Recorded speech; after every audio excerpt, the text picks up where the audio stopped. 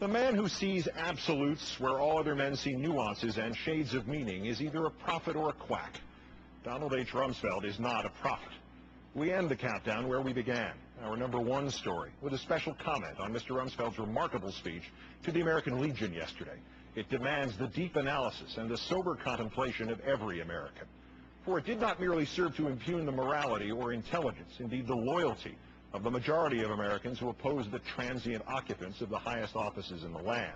Worse still, it credits those same transient occupants, our employees, with a total omniscience which neither common sense nor this administration's track record, at home or abroad, suggests they deserve.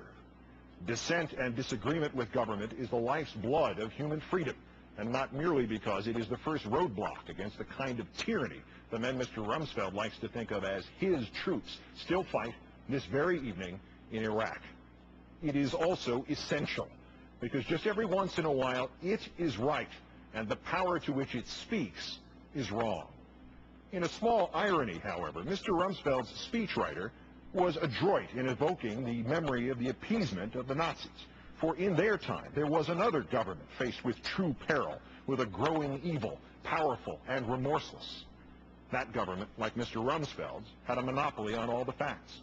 It too had the secret information.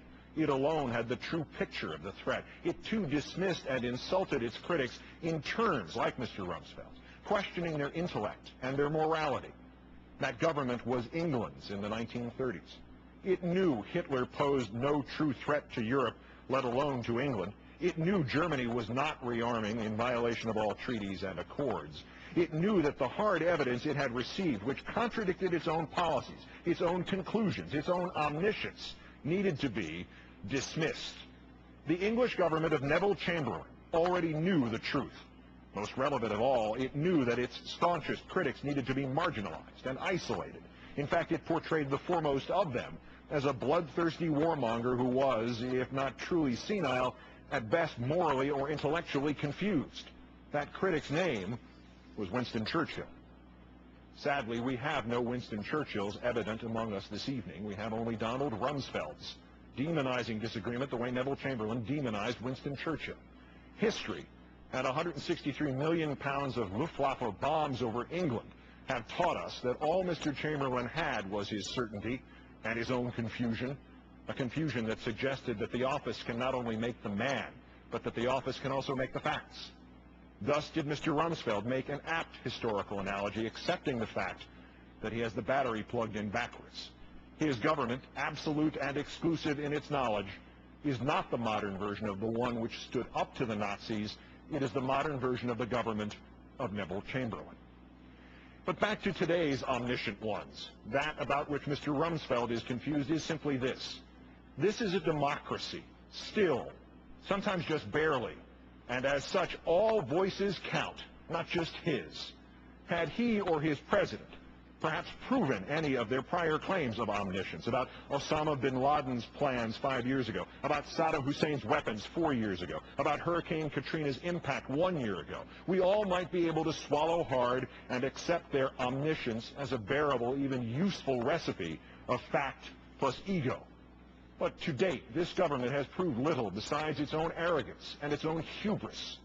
Mr. Rumsfeld is also personally confused, morally or intellectually, about his own standing in this matter.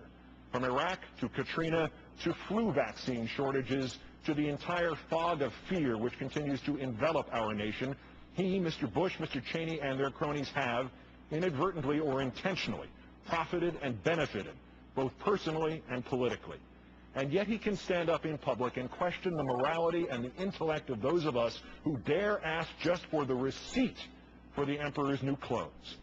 In what country was Mr. Rumsfeld raised? As a child, of whose heroism did he read? On what side of the battle for freedom did he dream one day to fight? With what country has he confused the United States of America? The confusion we as its citizens must now address is stark and forbidding. The variations of it have faced our forefathers when men like Nixon and McCarthy and Curtis LeMay have darkened our skies and obscured our flag. Note with hope in your heart that those earlier Americans always found their way to the light, and we can too.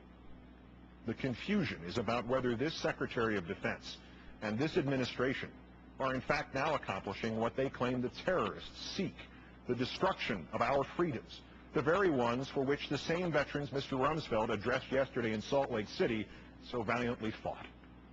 And about Mr. Rumsfeld's other main assertion that this country faces a new type of fascism, as he was correct to remind us how a government that knew everything could get everything wrong. So too was he right when he said that, though probably not in the way he thought he meant it. This country faces a new type of fascism indeed. Although I presumptuously use his sign-off each night in feeble tribute, I have utterly no claims to the words of the exemplary journalist Edward R. Murrow. But never in the trial of 1,000 years of writing could I come close to matching how he phrased a warning to an earlier generation of us, at a time when other politicians thought they, and they alone, knew everything, and branded those who disagreed confused or immoral. Thus forgive me for reading Murrow in full. We must not confuse dissent with disloyalty, he said in 1954.